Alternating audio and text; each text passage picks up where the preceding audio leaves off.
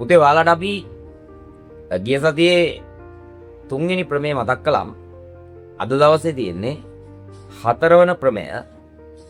එතකොට තුන්වෙනි ප්‍රමේයේ විලෝමය. ඒ කියන්නේ ඒකේ අනිත් පැත්ත තමයි හතරවෙනි ප්‍රමේය. එතකොට තුන්වෙනි ප්‍රමේය අපි කළේ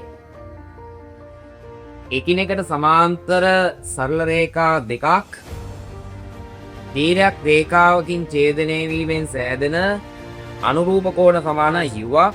ඒ කියන්නේ එක් වකුරක වගේ හැඩයක් තිබ්බොත් මෙයයි මේ සමානයි කිව්වා.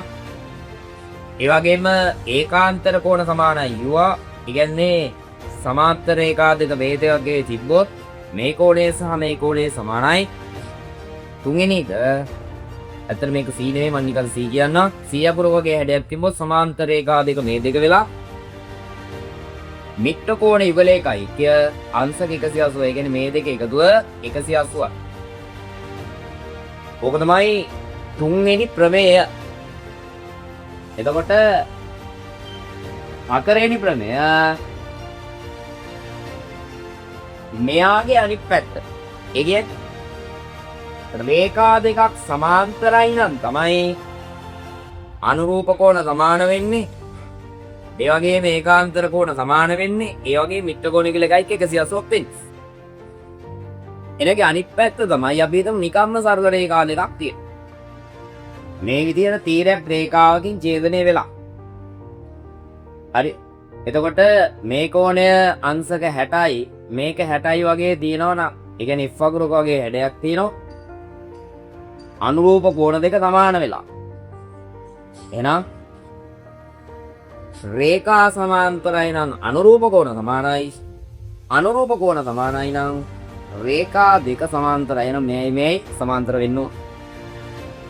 ඒ කියන්නේ F වගුරක වගේ හැඩයක් තිබිලා මේක 60 මේක 60 වගේ තිබ්බොත් අනුරූප කෝණ සමානලා දිරනවා නම් අපිට තීන්දුව කරන්න පුළුවන් රේඛා දෙක සමාන්තරයි කිය. එවෙනි එක මේ විදිහේ Z අකුරක් වගේ තිබිලා මේක 40යි මේක 40යි වගේ තිබ්බොත් ඒ කියන්නේ ඒකාන්තර කෝණ සමාන වෙලා. එහෙනම් රේඛා සමාන්තරයි නම් ඒකාන්තර කෝණ සමානයි.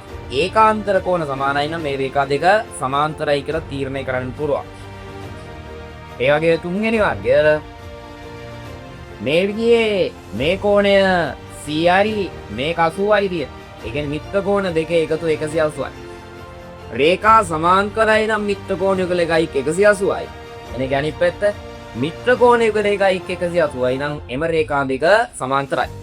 ඒ අනුව අපිට තුන්වෙනි ප්‍රමේය විලෝමයේ ලෙස හතරවෙනි ප්‍රමේය කියන්නට පුළුවන් සරල රේඛා දෙකක් තීරයක් රේඛාවකින් ඡේදනය වීමෙන් සෑදෙන අනුරූප කෝණ සමාන වේ නම් හෝ ඒකාන්තර කෝණ සමාන වේ නම් හෝ මිත්‍ර කෝණ යුගලයක ඓක්‍යාංශක 180ක් වේ නම් එම රේඛා දෙක සමාන්තර වේ.